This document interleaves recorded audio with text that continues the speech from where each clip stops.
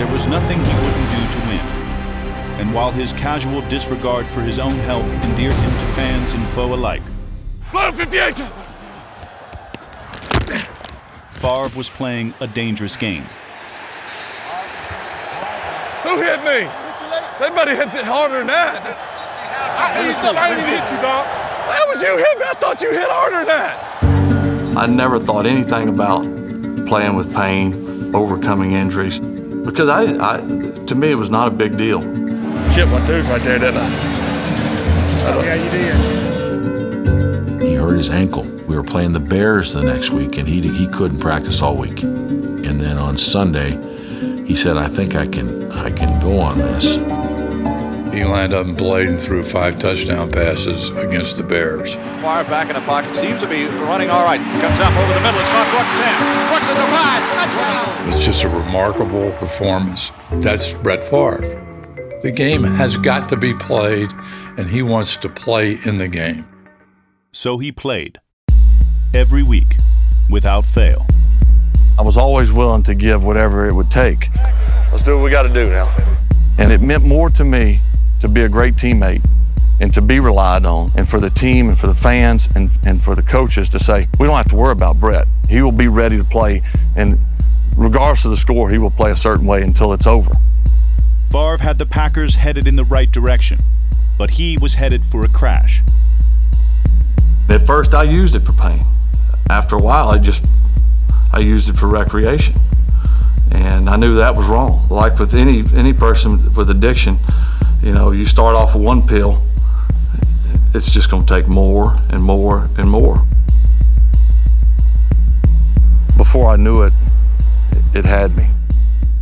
In 1995, Deanna and Brittany moved to Green Bay. We decided this is gonna be a make it or break it thing, and we'll see how it goes, and if it works out, I'll stay. They were the very picture of an all-American family. But Deanna knew something was wrong.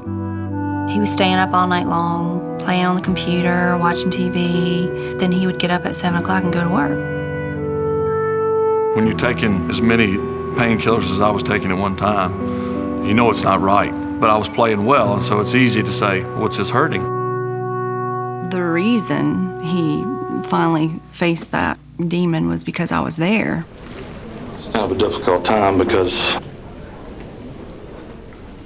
voluntarily I'm going to admit into a in-treatment facility for however long it takes to get better.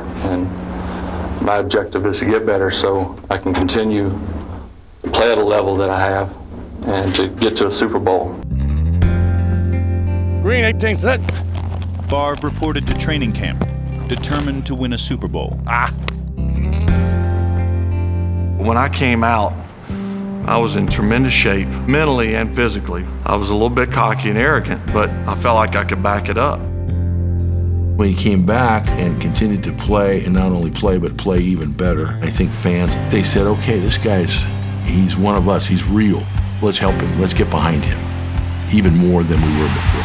MVP! MVP! MVP! And he throws the ball to the corner. Caught, and it's a touchdown. What a throw and what a great catch made. Who can throw it better than Brett Favre? The 96 Packers were the best Green Bay team in 30 years. They led the league in scoring and cruised to the NFC Championship game. In some ways, that game almost meant more to me than the Super Bowl. It was football. It was cold. It was in Green Bay, and it was all Packer fans. To us, that was the Ice Bowl. Brett Favre back to throw. He looks out of time, going to the end zone. There's Dorsey, 11. Touchdown, Dorsey! It's a touchdown! Brett straight back in the pocket. Quick drop, goes to the outside. There's a fade, it's there. Touchdown, Antonio Freeman. And a perfect throw by Brett Favre. And the Packers are on their way to New Orleans for Super Bowl 31. It seemed like that's the way it was supposed to be. We were supposed to go to New Orleans, and what better place for me to play my first Super Bowl. Just an hour from his hometown, Favre was at the center of the football universe. 2nd down and 9. Brett Favre appears to be changing plays at the line of scrimmage. I checked to 79 Razor. It's funny, I watched it on TV all day in the hotel room. Montana checking a 59 Razor. Same play. It is going to be a touchdown to Andre Rison. And so I took a chance. Thankfully, they played the coverage I'd hoped, and we hit it.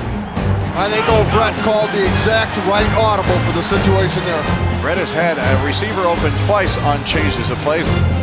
The guy who once didn't know what a nickel defense was could now bank on his ability to call the perfect audible. Brett Favre again checking out at the line of scrimmage, and Antonio Freeman on a perfect throw by Brett Favre.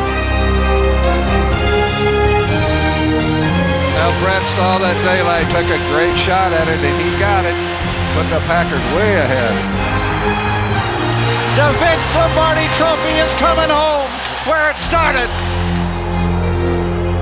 What you remember most is not so much that game, even though that's what you strive for, it's the journey.